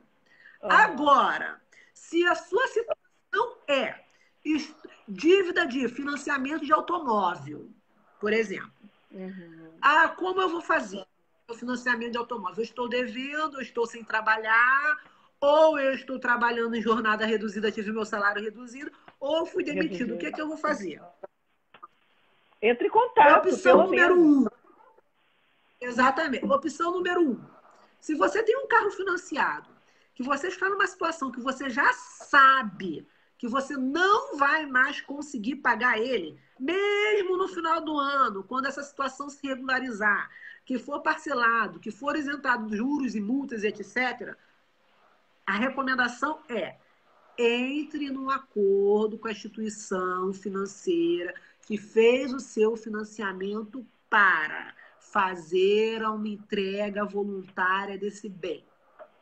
Agora você vai falar para mim: mas eu sou Uber, eu sou Pop, eu sou 99, eu sou Cabify, eu uso este carro que eu financiei para trabalhar, mesmo agora na pandemia. Se eu me desfizer dele, eu não tenho nenhum tipo de renda, eu não posso me desfazer do meu carro. O que é que você vai fazer? Você vai entrar em contato com essa instituição financeira e vai tentar renegociar o seu contrato. Você consegue... Mas, Cíntia, peraí. Parcelas.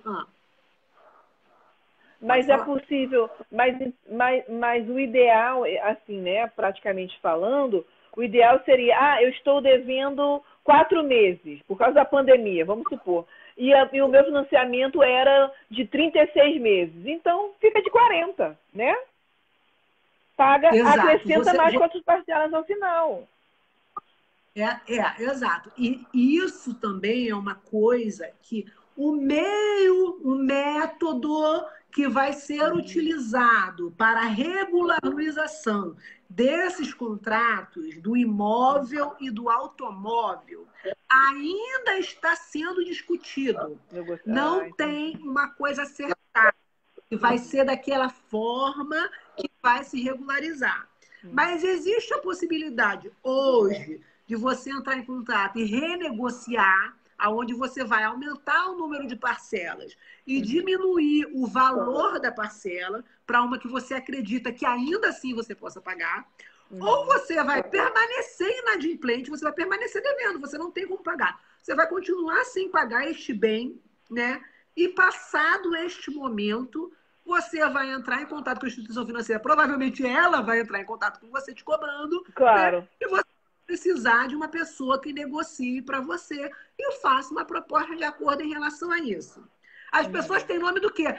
Mas o banco pode apreender meu carro, porque as pessoas falam de busca e apreensão. Quando ligam para te cobrar, falam: olha, nós vamos mandar buscar o carro. Você vai ficar sem seu carro se você não pagar. Entendeu? Neste momento, esta é a verdade. Neste momento, aqui, o fórum, os juízes estão trabalhando todos com medida de urgência.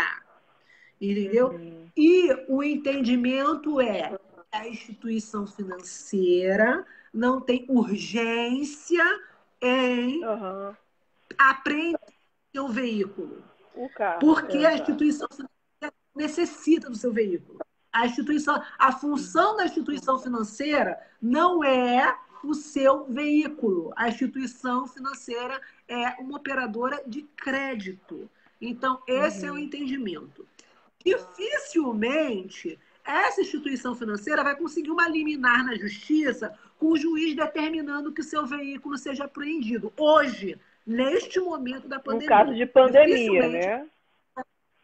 Exatamente, entendeu? Agora, se isto acontecer, você vai precisar se socorrer junto a um advogado, né? E ele sabe quais são as medidas necessárias para reverter essa situação. Não é fácil.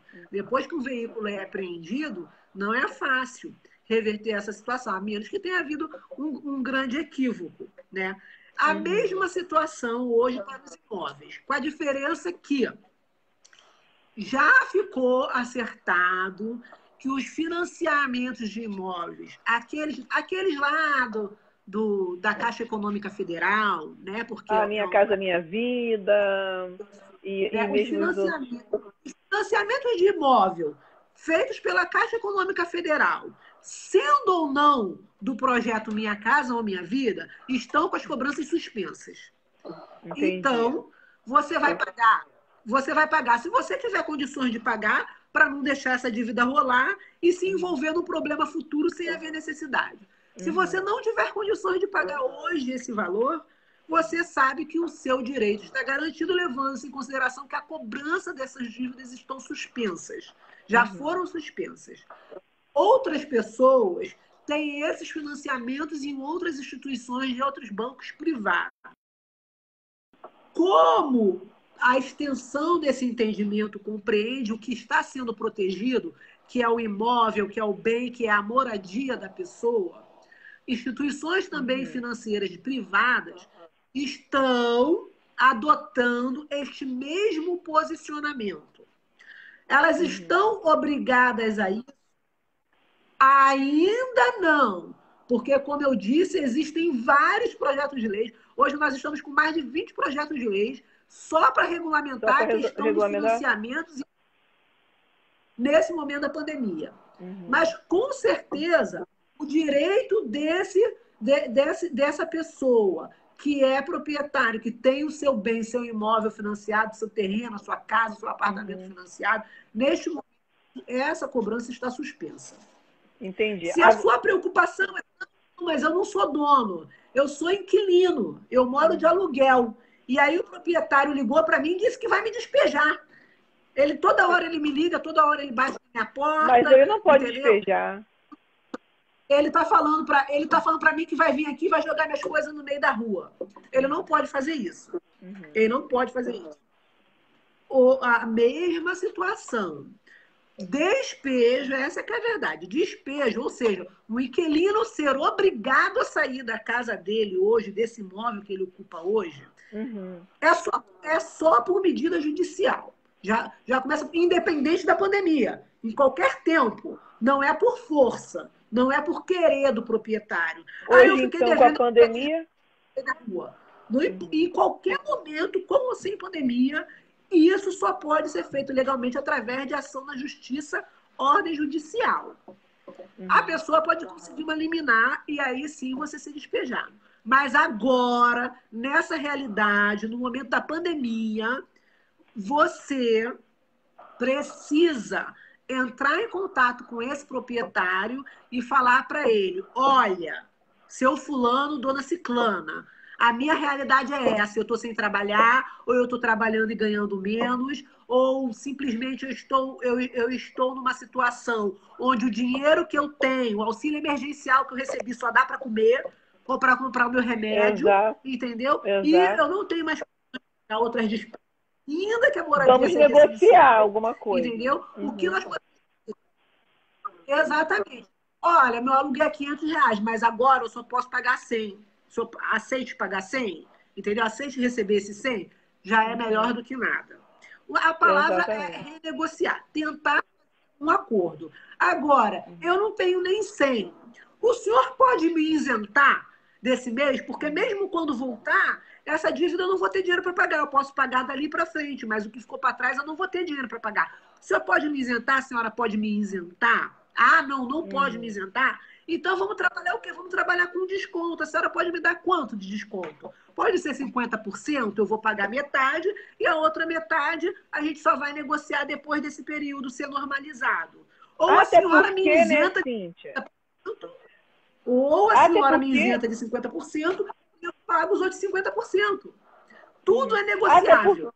Até porque o proprietário sabe que nesse momento, né, não tem muito o que fazer. Ele não vai poder despejar, né? E aí acaba naquele... Aí, veja bem, aí cai naquele problema de quê? Porque tem gente que está assistindo a gente aqui que tem um imóvel que ele aluga e ganha aquele dinheirinho. Sim, mas mesmo que ele pudesse despejar, vou despejar. Agora está vazio. Está todo mundo desempregado mesmo, ele não vai conseguir outro inquilino daqui a 1 ano. Então, que fique com aquele ali e tente renegociar.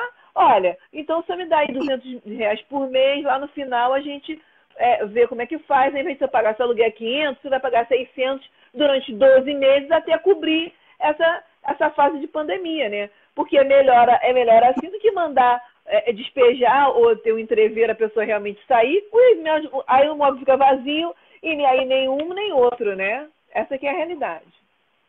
Oi, Vanessa Carvalho, tudo bem, querida? Muito obrigada. Uma dúvida que tem aparecido, as pessoas têm perguntado o seguinte, mas isso só serve para imóvel residencial ou para ponto comercial também? Serve para ponto comercial também, né? A lojinha, o barzinho. Exatamente. Exemplo, eu tenho aqui uma cliente que me procurou no início desse mês. Essa cliente, ela tem um restaurante numa rua e em frente a esse restaurante ela tem uma lavanderia, ou seja, ela administra 2 pontos comerciais, um restaurante e uma lavanderia. Pense como essa mulher foi afetada no momento da pandemia. Restaurante fechado, porque não podia abrir, né? Aglomeração, as pessoas não podem nada estar disso. comprando alimento. É. Lavanderia, para quem? Levando-se em consideração que as mulheres estão dentro de casa, que os filhos estão dentro de casa, que esses homens estão dentro de casa, você não está saindo para trabalhar, você não vai colocar essa roupa na lavanderia. Você vai lavar essa roupa dentro de casa. A lavanderia nessa hora deixou de ser importante. Não é essencial. Não é essencial. Exato. Assim, o que foi importante do seu dia a dia, você lava dentro ali no tanquezinho, põe para secar e acabou. E tchau, você não está precisando nem trabalho, porque você não está saindo para trabalhar.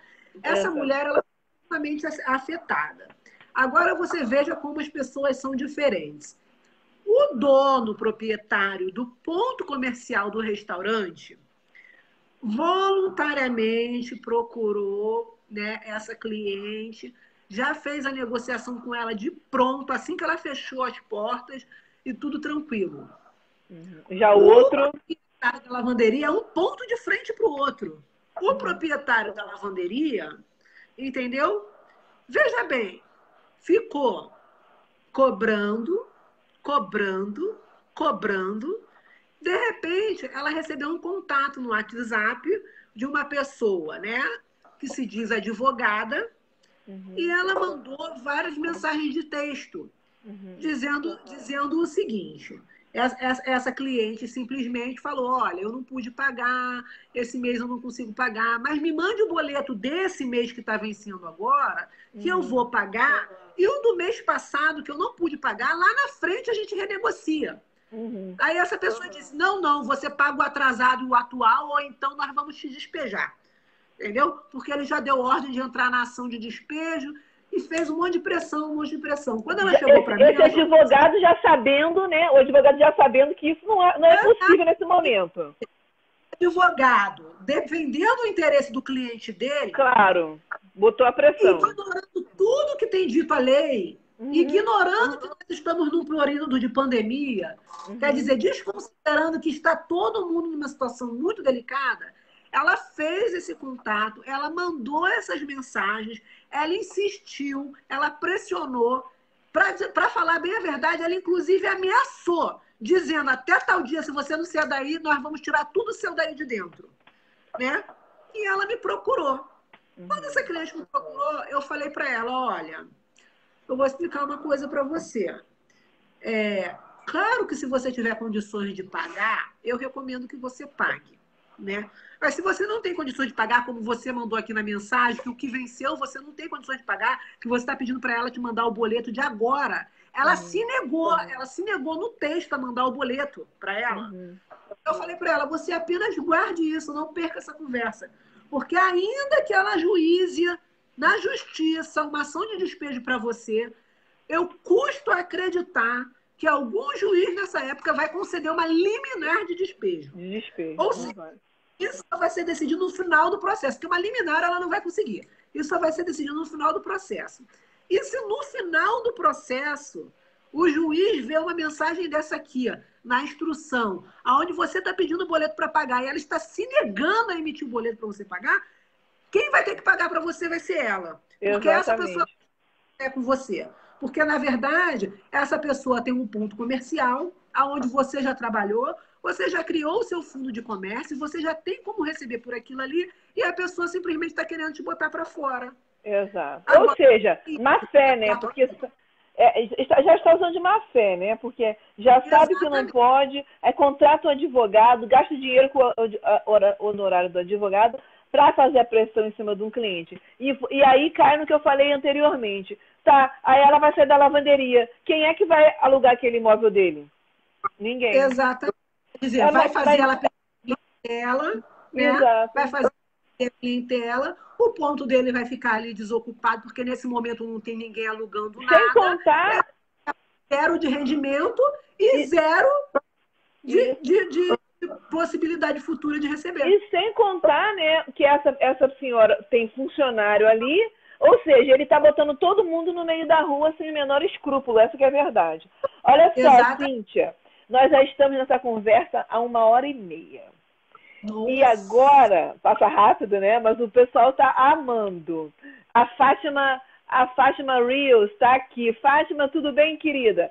Para finalizar, primeiro, né, gente, vamos agradecer a Cíntia, porque, nossa senhora, nós estamos precisando de alguém que acendesse uma luz no final do túnel, gente. Né, Cíntia? E outra coisa, uma coisa que eu vou falar mais umas coisinhas antes da gente ir embora. Mas, se você recebeu um e-mail desses doidivando malucos por aí, a Cíntia já falou, não atenda, telefone, desliga. Se você tem uma conta no Banco do Brasil, vai lá no Banco do Brasil, conversa com o Banco do Brasil. Se for uma lojinha de bairro, você tá, não sei se eu faço, procure o PROCON, né, Cíntia? Se mesmo assim você está numa situação, numa coisa do inquilino desse aí, você não tem advogado, não tem uma pessoa que entenda, tem sempre aí em algum bairro, né, um escritório da OAB, eles também podem ajudar? Cíntia, podem, né? Exato. A gente que é da Ilha do Governador, na Ilha do Governador, lá no Cocotá, perto do aterro do Cocotá, lá no fórum, do outro lado da rua tem um escritório da OAB. Chega ali, pede direitinho uma informação que com certeza você vai ser ajudado. Só não meta seus pés pelas mãos, gente. Procure informação. Hoje o nosso encontro aqui foi muito bom, a Cíntia pôde esclarecer, né, Cíntia? Uma porção de dúvidas, uma porção de questões, né? Muito importante.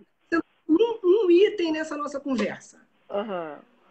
O grupinho lá, né, no Face, eu quero fazer melhor. Tem muitas dúvidas, entendeu? E muitas dúvidas a respeito de como é que ficou a pensão alimentícia nesse momento da pandemia. Porque os pais das crianças simplesmente pararam de pagar e também não atende mais o telefone. Tá na pandemia, tô devendo, não vou fazer, não vou pagar e não vou atender o telefone dessa mulher chata não, porque eu já sei que ela é assim. Mas pensão alimentícia é coisa de primeira necessidade. Exatamente. Você mãe, você tia, você avó, que é responsável legal por uma criança, que tem o direito de receber a pensão alimentícia. Se esse pai ou essa mãe, porque às vezes quem paga a pensão alimentícia é a mãe, quando a criança está com o pai. Com o pai, Se esse pai ou essa mãe responsável por pagar a pensão alimentícia dessa criança simplesmente parou de pagar, sem dar a menor satisfação, não atende o telefone, não aceita uma mensagem, você mandou e-mail e ele não está nem aí, ou ela não está nem aí para essa criança, nem para você, nem para dar uma satisfação, o caminho é um só. Se você tem o seu advogado nesse processo, vá atrás dele e mande ele executar os alimentos. Se você não tem, vá na Defensoria Pública, gratuita, e fale que você precisa cobrar essa pensão alimentícia. Essa pessoa não está autorizada, ela não está liberada de pagar a pensão alimentícia. Se ela não tiver em condições de pagar a pensão alimentícia, ela vai ter que provar isso lá no fórum e pedir uma redução dessa pensão alimentícia. Mas eles Momentaneamente, né? Momentaneamente. Né? E momentaneamente. a revisão nesse período. Mas ele não está autorizado simplesmente, ou ela autorizada simplesmente, parei de pagar porque eu não posso. Não. Corra atrás do seu direito, direito da criança. Vá lá no fórum, no seu advogado, na defensoria pública, na promotoria, se socorra do seu direito e fale que você precisa cobrar e receber essa pensão alimentícia. Porque isso está no direito da criança e do adolescente, não é verdade? Não é assim, parei de pagar. E essa mãe que está com essa criança ou esse pai que também está desempregada e a criança não come? Exatamente. Você pode estar desempregado, mas a legislação diz que você é obrigado a sustentar o seu filho, a sua filha. Porque, veja bem, se tivesse casado, desempregado, ia fazer o quê? Jogar a criança fora? Não ia ter que pagar? Exatamente. Né? Aí o boneco ou a boneca, né, que vai lá fazer um bico, fazer alguma coisa, pedir ajuda de uma mãe, de um pai, para ajudar. O que não pode é o direito da criança e do adolescente ser simplesmente descartado pela janela. Meire, querida, boa tarde, tudo bem? Exatamente. Então, assim, pensão alimentícia. Você que é responsável por uma criança, um adolescente, um jovem, não importa, que tenha direito de receber a pensão alimentícia. Se a pessoa responsável por esse pagamento simplesmente parou de pagar, não te deu satisfação nenhuma e não quer nem papo com você, você não precisa perder seu tempo correndo atrás de conversinha fiada. Vá na defensoria pública ou procure o seu advogado, vá na promotoria, se informe. Você vai entrar com a ação cobrando esses alimentos para ontem, porque você só tem o direito de cobrar os 3 meses. Então, entre imediatamente com essa cobrança para você receber. As meninas estão botando coraçãozinho. Gente, muito obrigada. Olha só, hoje a nossa live está chegando ao final.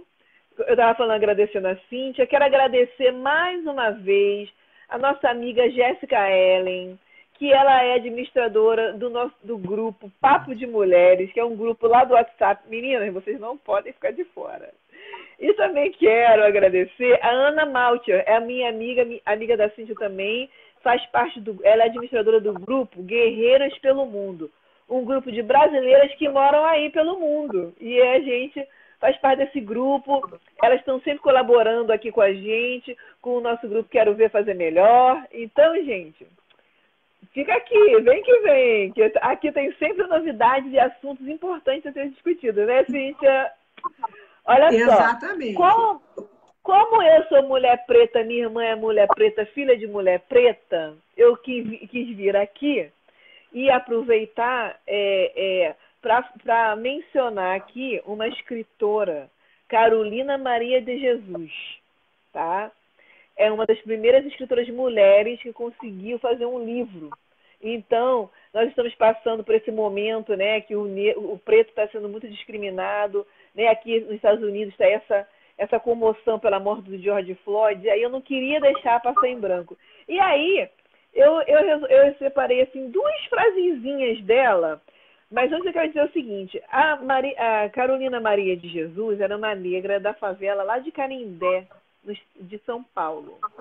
Tá bom? E ela escreveu o primeiro livro dela em 1960, Diário de uma Favelada.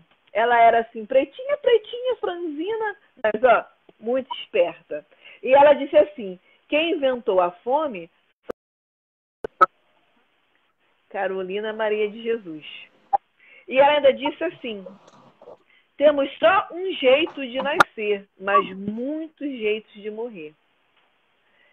Né? Se a gente não batalha, se a gente não luta, se a gente não persiste, a gente morre a cada dia de um jeitinho diferente. Então, a gente tem que manter a nossa força, né? Preto é inteligente, preto é capaz. Nós temos uma cultura lindíssima que as pessoas não conhecem, né?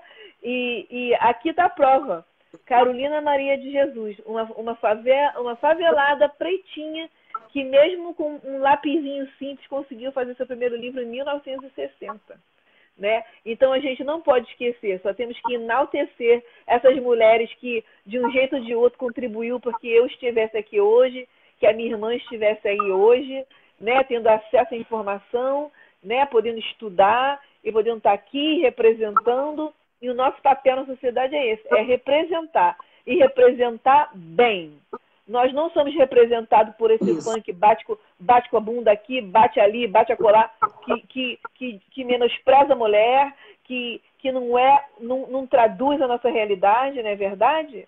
Nossa cultura está aí, Cartola, Djavan e muitos outros. Eu falo de Djavan porque eu sou amante de Djavan, né? Então não posso deixar. Aí você vê aquelas músicas dele com aquela letra, né? Bonita, que representa a nossa realidade, né, Cíntia? E aí vem... E eu amo funk, gente. Isso, eu amo funk, amo samba. Quem não conhece sabe que eu gosto de balançar os esqueletos. Mas a gente tem que pensar como é que nós estamos representando o nosso povo, não é verdade? E aí, de hoje em diante, eu e a Cíntia estaremos sempre aqui recitando, mencionando um pouquinho da nossa arte, da população do povo preto. Né? Verdade. Exatamente. Você comentando agora a respeito dessa música, eu amo uma música assim, desde pequenininha. Eu ouvia a música lá em casa, com o papai e com a mamãe, não sabia nem o que as palavras queriam. Mas agora, né, depois de jovem, adulto e tal, eu continuo amando a música e agora entendendo uma musiquinha que eu ouvia lá no começo, que, nossa, eu lembro assim na voz de quem cantava, que na época era Linda Beija-Flor, e muito bem representada, muitos outros intérpretes, mas na voz dele maravilhosa, que é quando ele fala assim: hoje eu vi um negro anjo, lindo anjo, negra Angela. Então, assim, eu fico pensando, nós temos músicas para enaltecer o negro, para enaltecer a beleza, para enaltecer o nosso espírito, né? Lutador, nosso espírito leve, porque apesar das nossas lutas, nós somos pessoas leves, que gostamos de colaborar com os outros, e isso é que é importante. Eu faço questão sempre de dizer, eu escolho muito bem os negros que me representam. Determinados tipos de comportamento não me representam. Eu faço das suas palavras as minhas palavras, porque eu fico indignada quando eu vejo uma pessoa que não me representa, sabe assim? E aí existe essa tendência, tudo é preto. Não, não é. Assim como nem tudo é de branco, nem tudo é preto, né? Eu acho que nós temos esse papel na sociedade. Nós que somos mães de filhos homens, de filhas mulheres, né? Nós temos esse papel de propagar a nossa cultura e de representar a nossa raça bem, né? Sem denegrir a nossa imagem. Porque a gente não precisa. Já tem muita gente para denegrir a nossa imagem. Nós não precisamos nós mesmos denegrirmos a nossa imagem. Eu fico muito indignada. Às vezes, papinho aqui é rapidinho, né? Todo mundo sabe que eu tenho meu pretinho aqui e amo meu filho. E eu falo assim, meu Deus, não entendo isso. Aqui nos Estados Unidos, os meninos, numa grande maioria, que virou uma moda aqui, andam com aquelas calças lá no chão, mostrando a cueca. Eu falo, gente, por que isso? Sabe assim, é porque algum maluco aí numa música qualquer falou uma moda. Sabe? Como é que um homem digno, né? Vamos falar sério, seja ele preto, branco, rosa, amarelo, um homem digno vai andar pela rua com as cuecas aparecendo? Sabe assim? Aí, mas isso passa aquele negócio de imitar. Fulano faz, eu também faço. Não. Quem tem cultura, né, não imita qualquer coisa. Concorda? É o que você falou. Você escolhe os pretos que te representam. Exatamente. Quem tem educação escolhe muito bem os seus exemplos.